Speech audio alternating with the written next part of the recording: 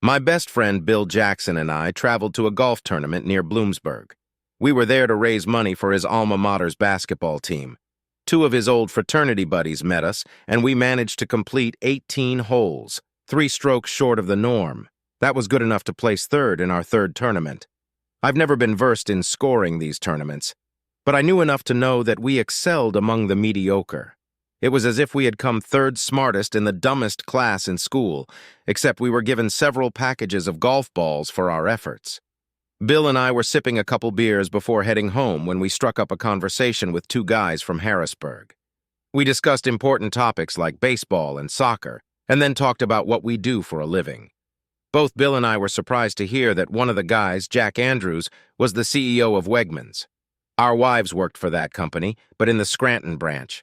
Jack worked in Mechanicsburg. "You're both from northeastern Pennsylvania, from Scranton, aren't you?" Jack inquired. "A few weeks ago, I attended a company meeting in Syracuse and ran into a blonde sex bomb from the Scranton branch. She was stacked like a brick latrine." Bill looked at me and smiled. We both realized that he must have run into Bill's wife, Gwen, and she must have made an impression on him. But the same was true of every man who had ever seen her. Gwen is a beauty. Bill turned to Jack. I was pretty sure he was going to mention that Jack must be referring to his wife before he said anything inappropriate about Gwen. But it was too late. She could suck the chrome off the tow bar bump. Jack grinned. The breasts were really big and sensitive. I must have spent a whole hour just having fun with that girl. I'm looking forward to our fall meeting in Harrisburg. It will be for 3 whole days. I was afraid Bill was about to smash that asshole's head in with a beer bottle, so I put my hand on his shoulder. I couldn't blame him for that, but as a friend, I had a concern to try to keep him out of jail. I felt Bill relax a little. "You're talking about a real whore, Jack. Did you happen to hear the little slut's name?" Bill asked quietly. "Did you hear her name?" Hell, we all had to wear those stupid stickers with our names on them all day. "I remember her name very well because she put the sticker on her blouse, right above her left breast," Jack continued. "I spent a lot of time looking at her name tag during meetings, and if I hadn't sat next to her, I probably would have slept through most of the day as usual. I'm going there for a chance to have fun. That's why I go to these meetings, and management insists I attend them to keep my job." "We should get on the road, Bill." I quickly hurried my friend, hoping to get the hell out of here before things get any worse, if that's possible, of course. "Do either of you know Gwen Adams?" Jack asked, ending my dreams of escaping without incident. "That was her name. If you ever met her, you'd never forget her. If you ever get a chance to sleep with that bitch, by all means do it." 2 minutes later, we were sitting in Bill's Toyota Corolla, heading east. For the first few minutes, I watched his driving carefully for fear of getting into an accident. Bill seemed to be driving pretty well, although he was going a bit fast. If it had been me, I probably would have hit the floor by now, hoping to get as far away as possible before Jack came to his senses. There was blood on Bill's knuckles, but not too much, considering the impression they'd made on Jack's mouth. I'm surprised he hadn't broken his hand or cut his fingers to the bone on that asshole's teeth yet. I remembered seeing the tooth lying on the bar counter as I pulled Jack away from the dumb bastard's prostrate body. I couldn't help but admire Bill's confidence, remembering the altercation at the bar a few minutes ago. Bill had calmly told Jack that he must have mistaken that blonde for his mother. He even told Jack that the man was a weak-minded bastard and that he was lying about Gwen. Naturally, Jack felt the need to defend his honor and punched Bill right in the chin. As a young man, this was one of Bill's favorite things to do. Several times I saw him almost drool until some guy hit him first. Then Bill would grin and brush the offender's face. Bill was the youngest of 4 sons and grew up fighting constantly. He had an iron jaw and a devastating right uppercut, something Jack had learned the hard way. It was nice to see that Bill still kept in shape, even after pulling the strain of a nearly 20-year marriage. It only took Bill one punch to finish the whole fight. I could see that Bill was in no mood to talk, so I kept my mouth shut and watched the scenery, contemplating the situation. We introduced ourselves to them as Tom Casey and Bill Kuntz.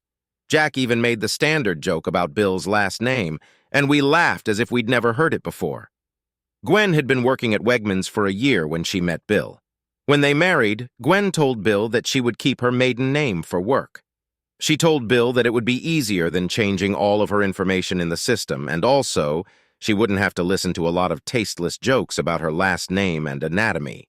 At work, her name was still Gwen Adams. Gwen was a walking wet dream. She and Bill had been married for 19 years, had 2 children, and she was still looked at everywhere she went. She was blonde, long-legged, and, as Jack mentioned, had big breasts. Bill and I had been friends since high school.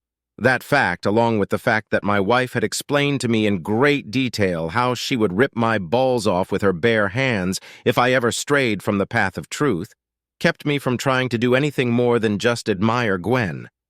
I never thought she'd cheat on Bill. Obviously, it came as a complete surprise to him as well. Gwen and Bill introduced me to my future wife, Teresa, at their wedding. At the time, Teresa had just started working at Wegmans with Gwen. From the beginning, we seemed to hit it off pretty well. The following year, Teresa and I were married. We now had a son in 8th grade and a daughter in her sophomore year of high school.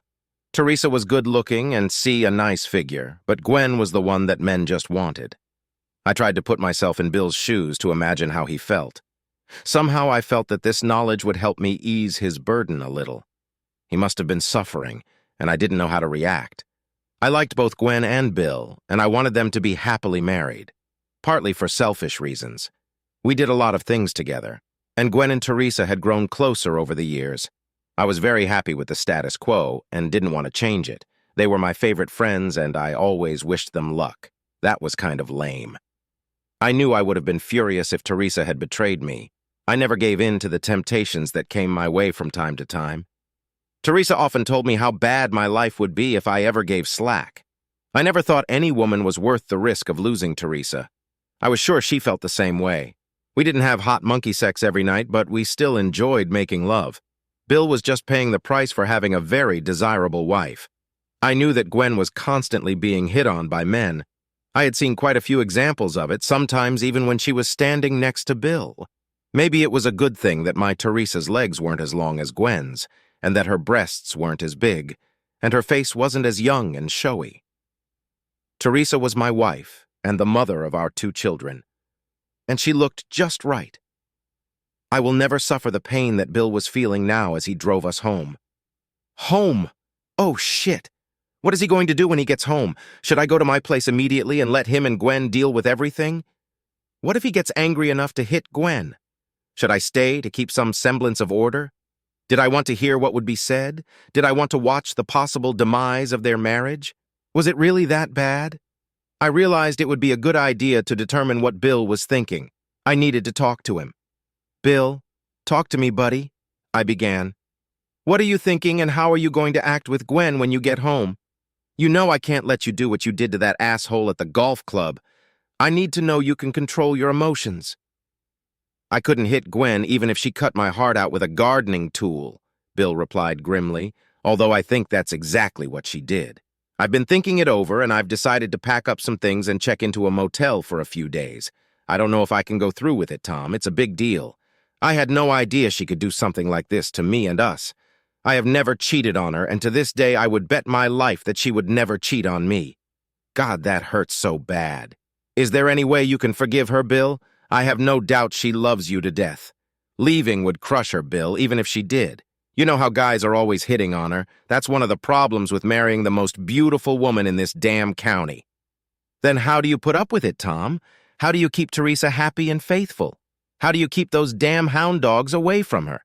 She's stunningly beautiful, and you 2 seem to be doing just fine, at least for now, Bill added. Well, you have to admit that Teresa doesn't attract men the way Gwen does, I pointed out. She's okay, of course, but she's not a walking wet dream like your wife. She just doesn't get thrown at as often as Gwen. What the hell are you talking about? Bill asked, looking at me like I had 2 heads. Teresa is just hot. Any normal man would give his left arm to be in her bed. Her ass is a true work of art, and her rump is just perfect. She has an incredible smile and just seems to exude sexiness. Even Gwen looks pretty pale next to Teresa. Are you crazy? Gwen looks like a goddess. She's always so athletic, tanned except for her unusually large bust. Gwen is a real beauty, I said, almost in awe. I suddenly realized that I hated that asshole Jack almost as much as I hated Bill. Maybe that's why I accidentally stepped on his crotch as I pulled Bill away from his prostrate body. You must be blind or something, Tom. Teresa is incredible in every way. Gwen looks pretty good.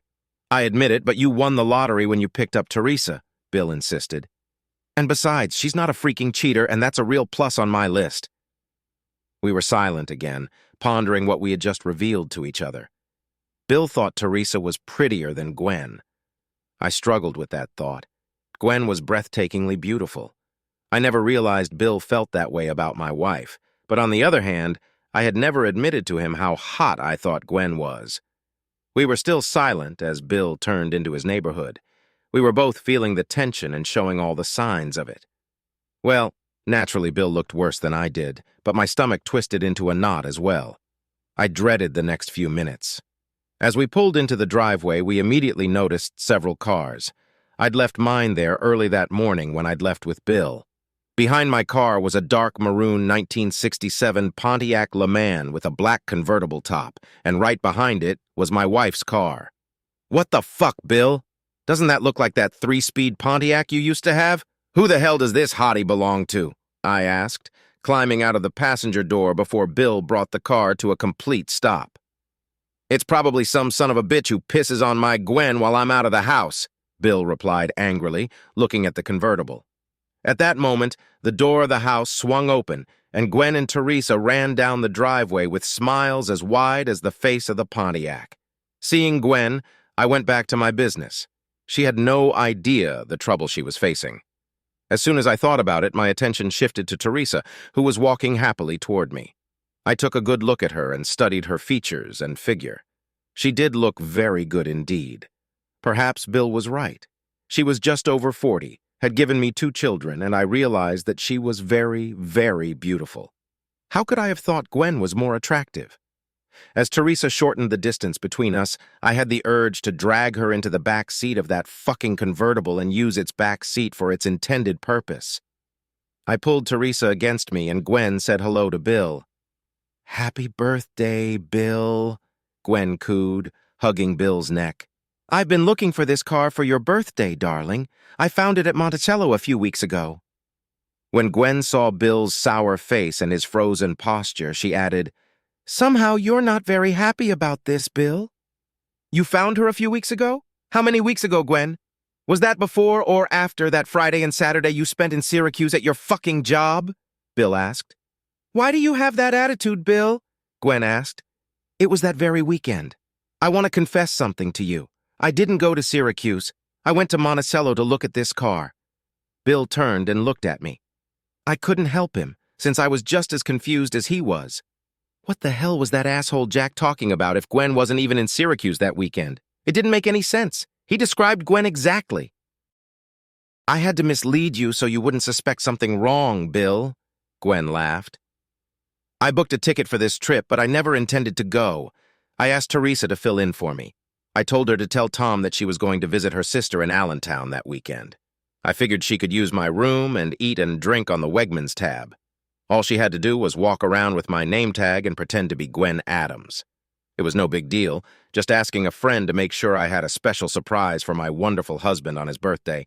You've never been to Syracuse," shouted Bill, hugging Gwen and lifting her into the air. "God, I love you so much, Gwen. You're the best wife in the world. So it wasn't you, it was Teresa."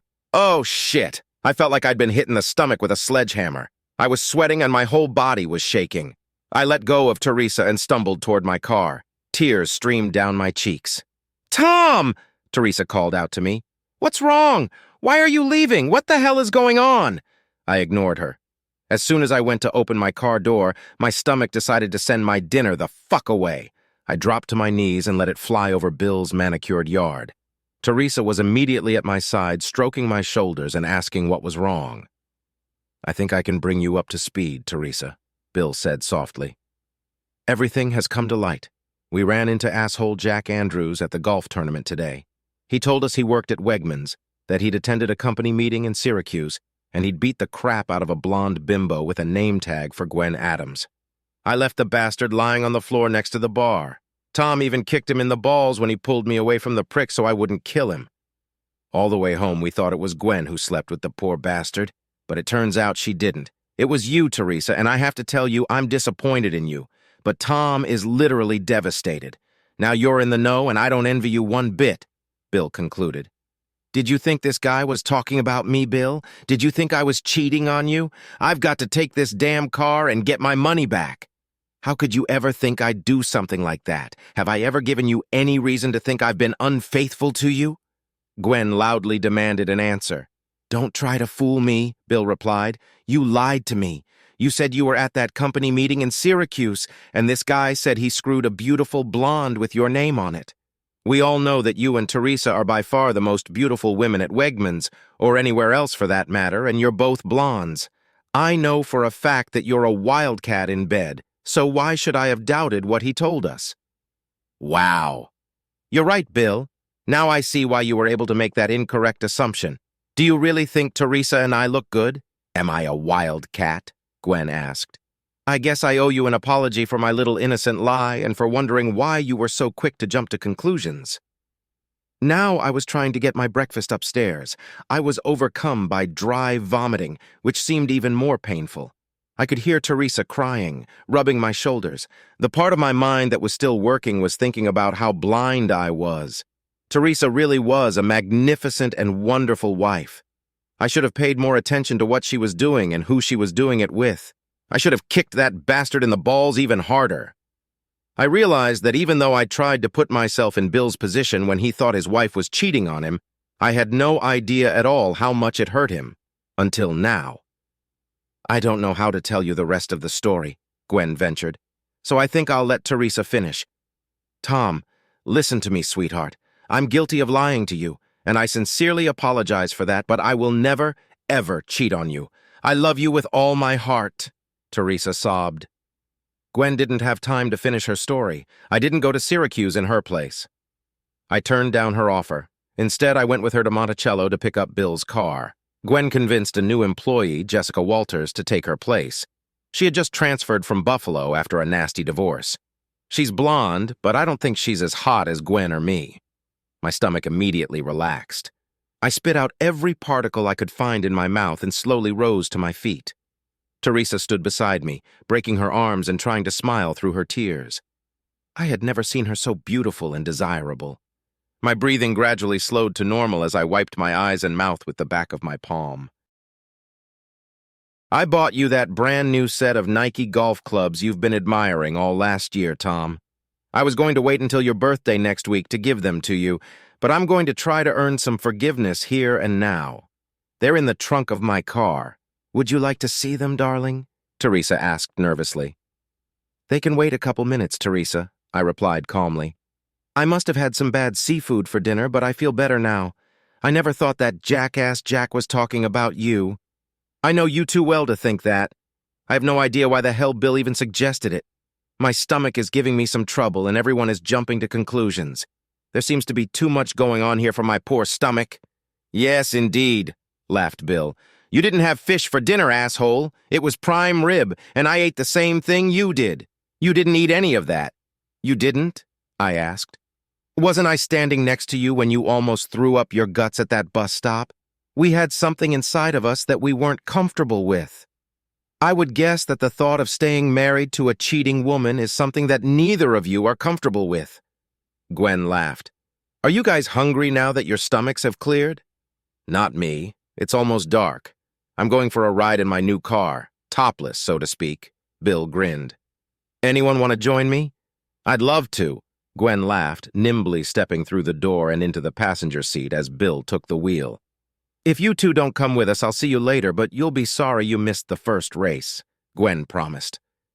I stood next to Teresa and watched as Bill moved the gearshift lever looking for reverse, then slowly released the clutch. Gwen's shirt landed at our feet before Bill could make a single move. Wow, look at Gwen! Teresa gasped. I am! And I have to admit, Bill was right about both things. You do have better breasts than Gwen, I admitted, as Teresa wrapped her arms around my neck and whispered in my ear. The back seat's empty, and we're invited.